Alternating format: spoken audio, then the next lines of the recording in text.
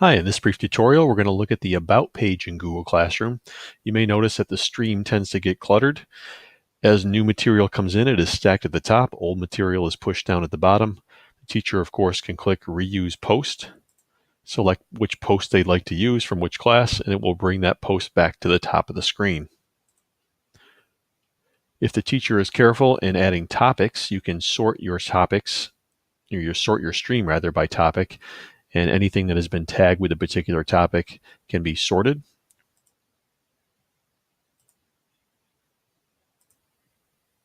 Just to make it easy to find stuff later on. So if you're an elementary teacher and you teach multiple subject areas, you could tag your posts with different subject areas. If you're middle school, you could tag it with different units of study. Same thing for high school. Just keep that in mind because the stream does tend to get cluttered.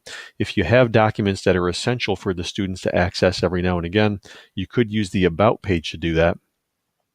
Notice your class has a title. You can add a class description, kind of like a course outline, if you will. You could identify your room.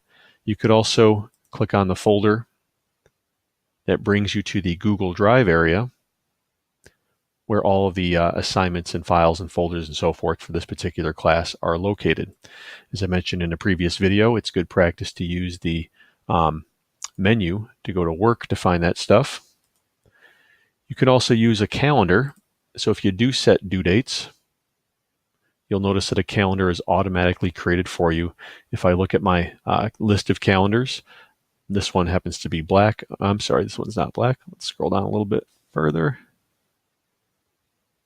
This was a demo class. Let's change the color of it. We'll make it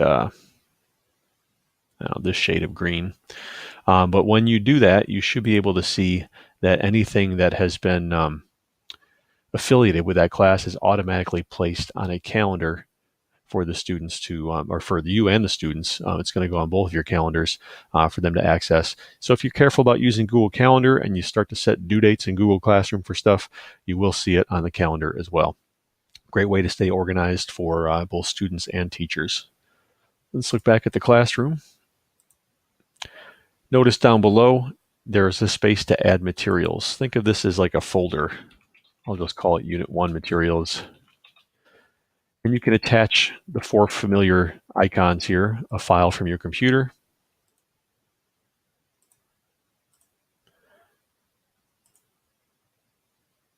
once again, you can attach a Google Drive document. Doesn't matter what file type it happens to be, so long as it lives in Drive. Even if you have video tutorials or videos in general, you can add those as well. You can add YouTube.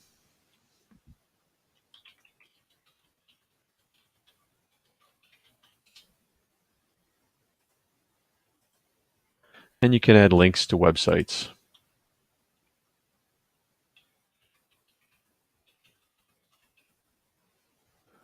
Once you've added your materials, you can post it. And let's say as you go through the year, you have more unit materials. Notice there's a space, add class materials. Of course, you can edit this one. Let's say you don't need something, you can get rid of it and save it. But if you want to add a new folder,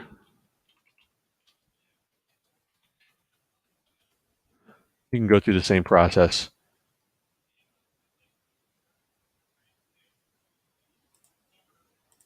You can add what you like and post it.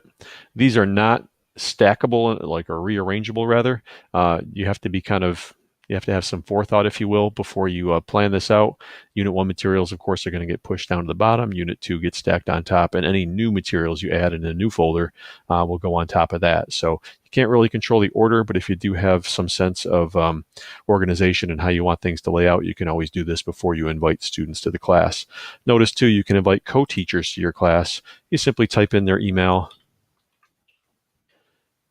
and they will receive an invitation to join as a co-teacher. They will have just as much editing rights as you do when you invite them to your class. So great situation if you have co-teaching classrooms. If you have support staff helping you in a class, you can always invite those folks to become co-teachers. So overall, just to review, you have your stream page, you have your student page, you have your About page. The one thing we did not cover is the bells and whistles of what the class looks like. Notice you can change the theme of your class. There is a gallery. You can kind of scroll through, see if there's anything that strikes your fancy. And if you have your own picture, you can always upload your own photo and make that the banner of your class. It will ask you for a specific file size. If it's too small, it'll let you know. But you could select a photo from your computer and make that the banner at the top of the screen. That's really it. So I hope you found this useful, and thanks for listening.